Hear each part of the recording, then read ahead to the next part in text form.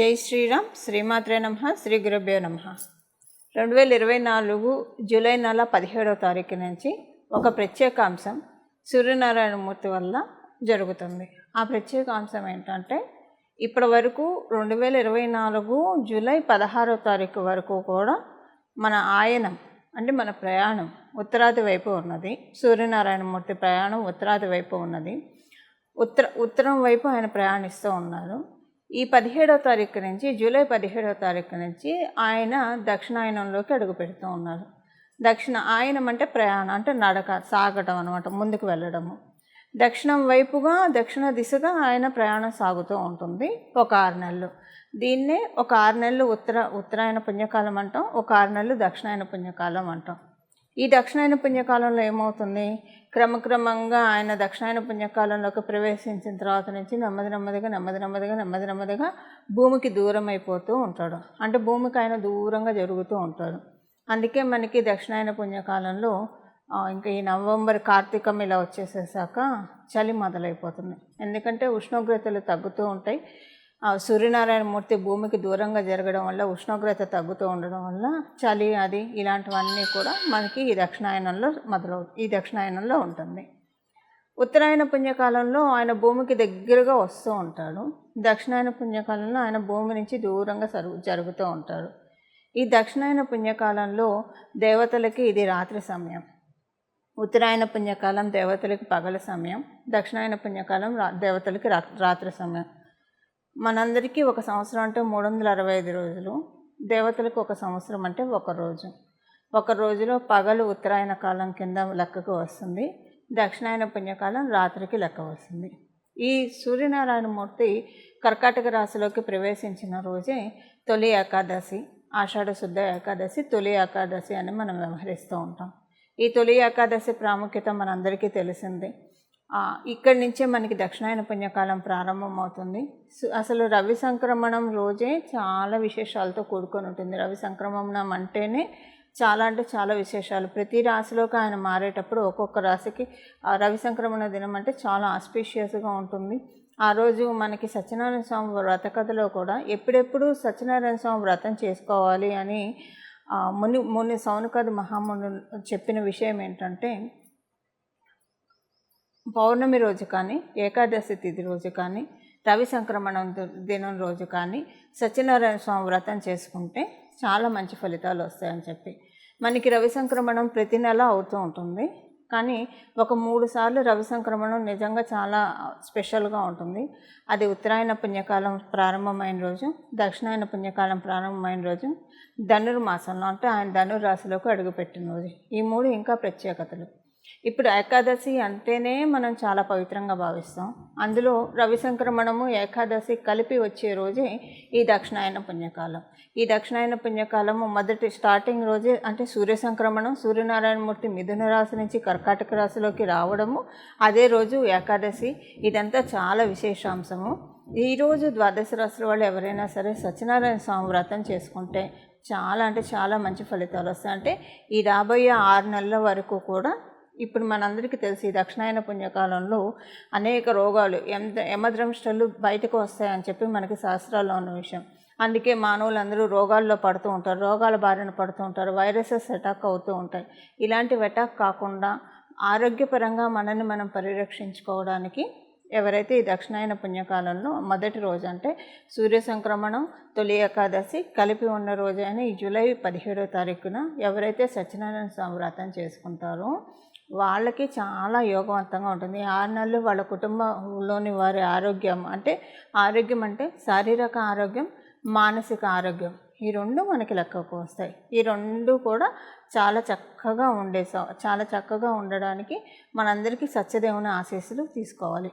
ఇది ద్వాదశ రాశుల వాళ్ళందరూ కూడా చేసుకుంటే చాలా మంచిది. 27 నక్షత్రాల వాళ్ళు, ద్వాదశ రాశుల వాళ్ళు, అలాగే ద్వాదశ లగ్నాల వాళ్ళకి కూడా ఈ పరిహారం పరిహారం కాదు, ఈ పూజ నిజంగా చాలా సన్మంగళాన్ని వాళ్ళ జీవితంలో తెచ్చిపెడుతుంది. ఇక్కడ మనకి తొలి ఏకాదశి తొలి పండగ అని చెప్తాము. ఈ తొలి ఏకాదశి నుంచి మనకి పండగలన్నీ మొదలవుతూ ఉంటాయి. ఇంకా ఈ తొలి ఆషాఢ శుద్ధ ఏకాదశి నుంచి ఇంకా తర్వాత మనకి ఆషాఢం తర్వాత శ్రావణం వస్తుంది. శ్రావణం తర్వాత భాద్రపదం, ఆశ్వేజం. శ్రావణంలో వరలక్ష్మి వ్రతం చేసుకుంటాం. శ్రావణంలో మనకి కృష్ణ జన్మాష్టమి వస్తున్నాయి. శ్రావణంలో అనేక పండుగలు ఉంటాయి. భాద్రపదంలో వినాయక చవితి, మహాలయ పక్షాలు, ఇలాగ ఇంకా మనకి అన్నీ కూడా పితృదేవతలకు సంబంధించిన కార్యాలే కానివ్వండి, దేవతలకు సంబంధించిన పండుగలు, ఇవన్నీ కూడా మనకి దక్షిణాయన పుణ్యకాలంలో చాలా ఎక్కువగా వస్తాయి. అలాంటి విశేషాలతో కూడుకున్న ఈ దక్షిణాయనాన్ని అందరం కూడా చాలా బాగా ఉపయోగించుకోవాలి. దక్షిణ దిశ మనందరికీ తెలుసు. పితృదేవతలకి ప్రీతికరమైన దిశ దక్షిణ దిశ. ఈ దక్షిణ దిశలోకి సూర్యనారాయణమూర్తి ప్రయాణాన్ని మనందరం కూడా చాలా సద్వినియోగం చేసుకోవాలి. మన ద్వాదశ రాశుల వాళ్ళకి కూడా ఏ పరిహారాలు చేసుకుంటే సూర్యనారాయణమూర్తి దక్షిణాయనం మనందరికీ కూడా, అంటే ఈ 6 మాసాల పాటు కూడా చక్కటి సత్ఫలితాన్ని తెచ్చిపెడుతుంది. రాశుల వారీగా ఏ పరిహారాలు చేసుకోవాలో అదంతా కూడా మనం ఇప్పుడు ఒకసారి చూద్దాం. అది చూడడానికి ముందుగా ఈ దక్షిణాయనం అంటే ఇంట్లో పచ్చతోరణం కట్టే శుభ సమయము, అలాగే గడపలకి పసుపు రాసి కుంకుమ బొట్లు పెట్టే శుభ సమయము, ఇవన్నీ కూడా మనం తెలుసుకోవచ్చు. మనకి శ్రావణ మాసంలో పెళ్ళిళ్ళు ఉంటాయి, నోములు వ్రతాలు ఉంటాయి, అన్ని సకలమైన శుభకార్యాలు అన్నీ కూడా మనకి దక్షిణాయనంలోనే ఎక్కువగా తటస్థిస్తాయి. అంటే ఉత్తరాయణంలో కూడా మనకి పొడుగు ముహూర్తాలు అవన్నీ ఉంటాయి, అవన్నీ కూడా ఉంటాయి. బట్ దక్షిణాయనంలో కూడా పెచ్చి పండుగలన్నీ కూడా మనకి ముఖ్యమైన పండుగలన్నీ కూడా ఉత్తరాయణం కంటే దక్షిణాయనంలోనే ఎక్కువగా ఉంటాయి. సో పండుగ వస్తే మనం ఏం చేస్తాం, చక్కగా ఇంటికి మామిడి తోరణాలు కడతాం, గుమ్మానికి పసుపు రాసి బొట్టు పెడతాము, అలా ఇల్లంతా చక్కగా అలంకరించుకుంటాము, పూజ చేసుకుంటాము, నలుగురిని పూజలు చేసుకుంటాము, దేవాలయాలకు వెళ్ళి వస్తాము, సంతోషంగా గడుపుతాము.